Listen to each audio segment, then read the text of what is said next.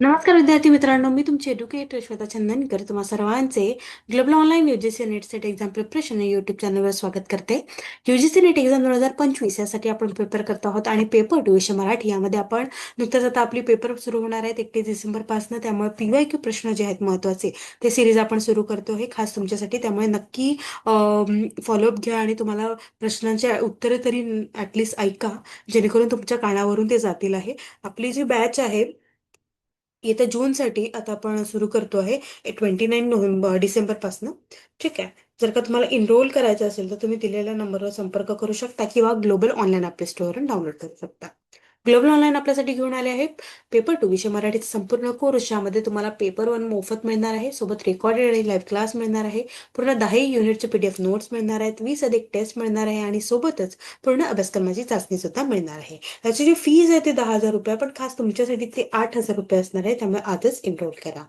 चला, तर पहिला प्रश्न आहे, ज्ञानेश्वरी हा ग्रंथ कोणत्या रसप्रधान काव्यात मोडतो? वीर, शांत, भक्ती, करुण. तर ज्ञानेश्वरी हा ग्रंथ जो आहे हा ग्रंथ भक्ती या रसप्रधान काव्यात मोडतो आहे, कारण ज्ञानेश्वरीमध्ये एकंदरीत भक्तीच आहे.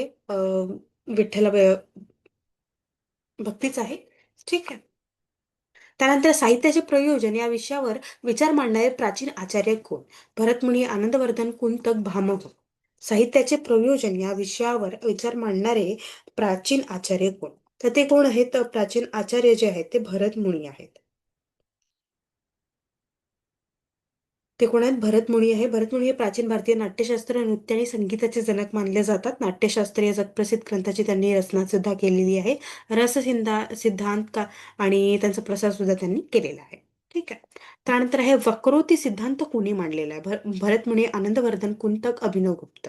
वक्रोक्ती सिद्धांत जो आहे तो कुंतक यांनी मांडलेला आहे. आणि कुंतक यांच्याबद्दल सांगायचं झालं तर एक संस्कृत कवी आणि साहित्यिककार होते. साहित्यिक सिद्धांतकार होते. ठीक आहे. तर कुंतकचं जे आहे वक्रोक्ती सिद्धांत त्यांनी मांडलेला आहे. ठीक आहे. त्यामुळे आपलं उत्तर असणार आहे सी. त्यानंतर अलंकार ही संकल्पना मुख्यतः कोणत्या साहित्यशास्त्राशी संबंधित आहे? रस सिद्धांत, ध्वनी सिद्धांत, अलंकारशास्त्र, वक्रोक्ती. अलंकार ही संकल्पना मुख्यतः अलंकारशास्त्र या साहित्यशास्त्राशी संबंधित आहे. ठीक आहे. त्यामुळे आपलं उत्तर असणार आहे सी. त्यानंतर संत तुकाराम यांची काव्यभाषा कोणती आहे? संस्कृत, प्राकृत, अपभ्रंश, मराठी. संत तुकाराम यांची काव्यभाषा कोणती होती? ती होती मराठी. ठीक आहे. त्यामुळे आपलं उत्तर काय असणार आहे? डी असणार आहे. त्यानंतर अभिजात मराठी नाटकाचे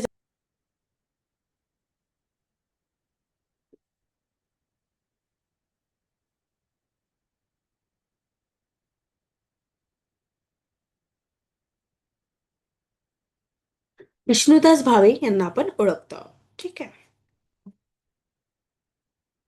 त्यानंतर ययाती ही कादंबरी कोणाची आहे? पु ल देशपांडे, वि स खांडेकर, ग त्र माडखोलकर, रणजित देसाई. ययाती ही कादंबरी कोणाची आहे?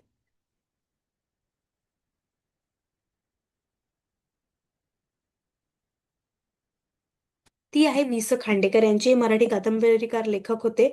त्यांचे पुस्तकं जे आहे अजून येतो वास फुलांना, अमृत, अमृतवेल, अविनाश, अश्रू आणि हास्य, कल्पकता, कांचनमृग, कालिका, क्रौंचवत, घरटे, चंदेरी स्वप्ने, छाया, जळलेला मोहर, अशा भरपूर त्यांनी पुस्तके लिहिलेली आहेत. ठीक आहे. ययातीबद्दल त्यांना भरपूर अ, पुरस्कार प्राप्त झालेले आहे. ठीक आहे. अखिल भारतीय मराठी साहित्य संमेलनाचे ते अध्यक्ष सुद्धा होते. ययातीसाठी त्यांना ज्ञानपीठ पुरस्कार प्राप्त झालेला आहे 1974ला. साहित्य अकादमी पुरस्कार सुद्धा प्राप्त झाला 1960ला.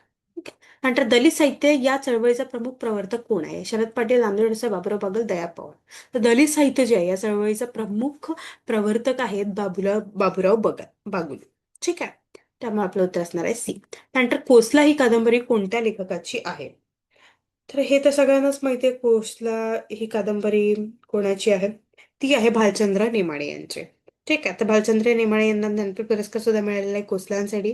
ठीक आहे. त्यानंतर त्यांची पहिली कादंबरी होती 1963. त्यानंतर हिंदू जगण्याची समृद्ध अडगळ सुद्धा त्यांनी लिहिलेली आहे, जी आता आपल्या नेट आणि सेटमध्ये बसलेला आहे. ठीक आहे. त्यानंतर हे रस सिद्धांतानुसार रसाची संख्या किती? 8, 9, 10, 6.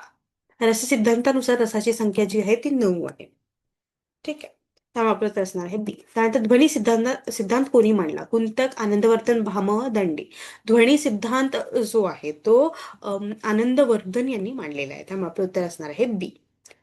त्यानंतर लोकसाहित्य हा शब्द मराठीत प्रथम कोणी वापरला? दुर्गा भागवत, विष्णू शास्त्री चिपळूणकर, माधव गाडगीळ, राची याने कोणी मांडला लोकसाहित्य हा शब्द मराठीत प्रथम? ते वापरलेलं आहे दुर्गा भागवत यांनी. ठीक आहे, त्यामुळे आपलं उत्तर असणार आहे ए. नाटक मराठीतील पहिले आत्मचरित्र कोणते? माझा प्रवास, बलून तो, माझी जन्मकथा, निवेदन. तर मराठीतील पहिले आत्मचरित्र आहे माझी जन्मकथा.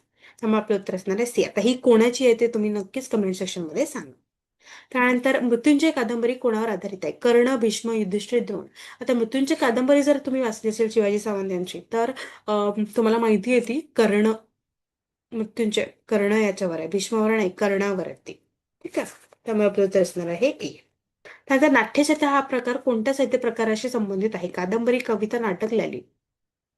नाट्यछटा हा प्रकार जो आहे हा नाटक या साहित्य प्रकाराशी संबंधित आहे. ठीक आहे, त्यामुळे आपलं उत्तर असणार आहे सी. ठीक आहे, अशा पद्धतीने आपण काही महत्त्वाचे प्रश्न पाहिलेले आहे पीवायक्यूचे आणि ही सिरीज आपण अशीच कंटिन्यू करणार आहोत तुमचा पेपर होतपर्यंत नक्कीच. आणि येत्या जूनसाठी जर का तुम्ही प्रिपरेशन करत असाल तर नक्की एनरोल करा. दिलेल्या नंबरवर संपर्क करू शकता किंवा ग्लोबल ऑनलाईन प्ले स्टोअरवरून डाउनलोड करू शकता. खूप खूप धन्यवाद.